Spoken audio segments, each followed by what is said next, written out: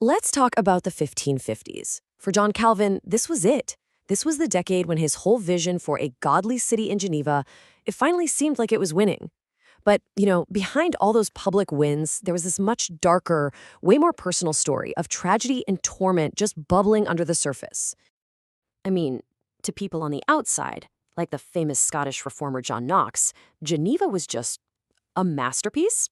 He called it the most perfect school of Christ. He saw it as this new Jerusalem, a perfect Christian society.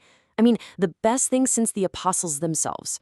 And that image, that idea, it just spread like wildfire across Europe. But here's the thing. Calvin himself, he would have hated that description. He would have pushed back on it hard. For him, the whole idea of a perfect city, right here on earth, was not just wrong, it was a dangerous illusion. His entire theology was built on this idea that life is an imperfect, messy, daily struggle against sin. Perfection? Nah, that was for the next world. So while everyone else was celebrating his success, Calvin was just focused on the fight. And that fight, it got intensely personal. It's this incredible paradox, right? Just as Calvin's influence is exploding all over the globe, his own world, his actual physical body and his closest friends was completely falling apart. His physical reality was just brutal. And we're not talking about a minor illness here. This was chronic, debilitating pain, day in and day out. Constant migraines, gout, gallstones. He was literally coughing up blood from tuberculosis.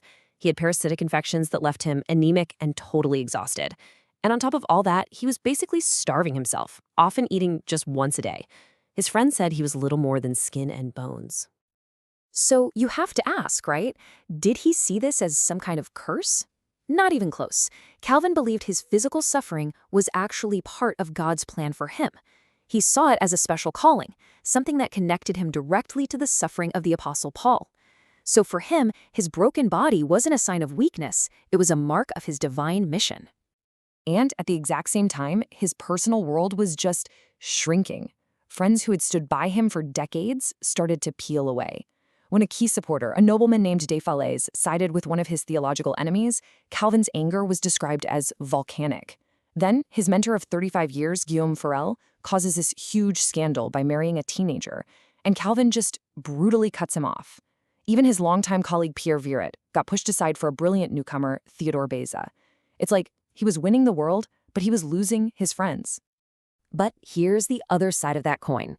Even as his personal life was imploding, Calvin was building one of the most effective machines of influence the world had ever seen, the Genevan printing press. And the sheer scale of this thing was just staggering.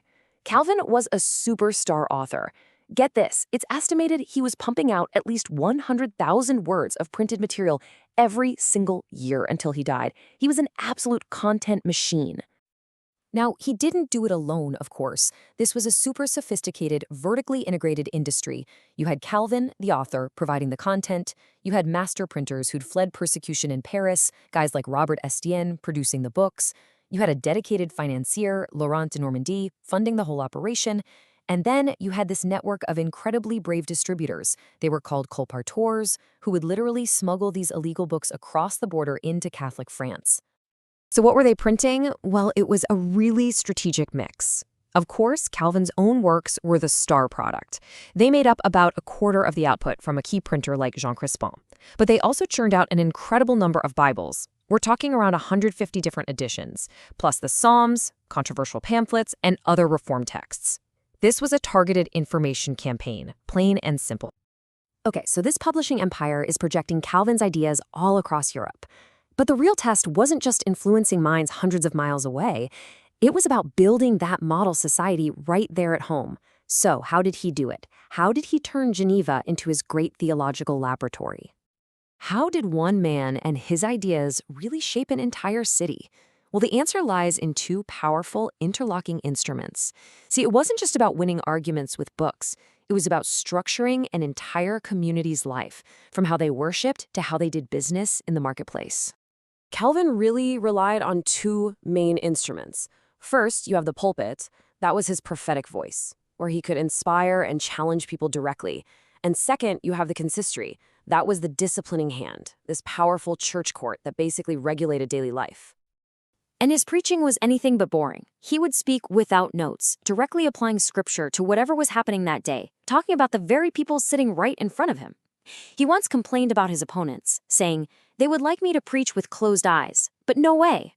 For Calvin, preaching had to be immediate, relevant, and yeah, sometimes pretty confrontational. And then there was the consistory. You can think of it as a kind of blend between a church council and a city court, and its reach was just astonishing.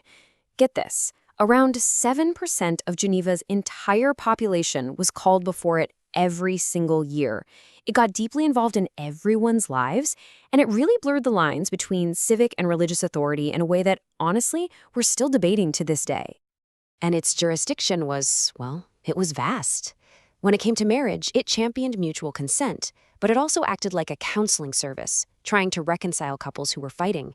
In business, it was fine with reasonable profit, but it went after price fixers and loan sharks. And for the city's kids, it made religious instruction mandatory, and it was not afraid to use corporal punishment for kids who skipped their lessons. So, as his health was failing and he knew death was coming, Calvin knew he was running out of time. He started racing to complete 2 final monumental projects that would really cement his legacy for good. And in a single incredible year, 1559, he somehow managed to do both. He published the final massive definitive edition of his life's work, the Institutes of the Christian Religion. And in that same year, he founded the Genevan Academy, a school to train the next generation of ministers, and he put his protege Theodore Beza in charge. Just 5 years later, he was dead. So what exactly were the Institutes? It's important to know it wasn't meant to replace the Bible. Not at all. Calvin saw it as a guide, like a systematic map to help pastors and ordinary people navigate the key doctrines of Scripture. It was the ultimate educational tool, really, the sum of his life's thought, all organized with brilliant clarity.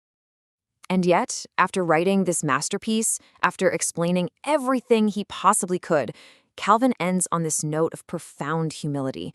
He basically admits that even after saying everything, he said almost nothing.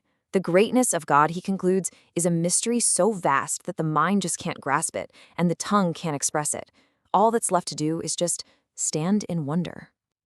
Which brings us back to this final big question. Here's a man in physical and personal agony, a man who believed humans were deeply, fundamentally flawed, and yet he dedicated his entire life to building a godly society. His story is this powerful, really complicated look at the paradox of trying to achieve perfection in a world that, by his own definition, could never, ever be perfect.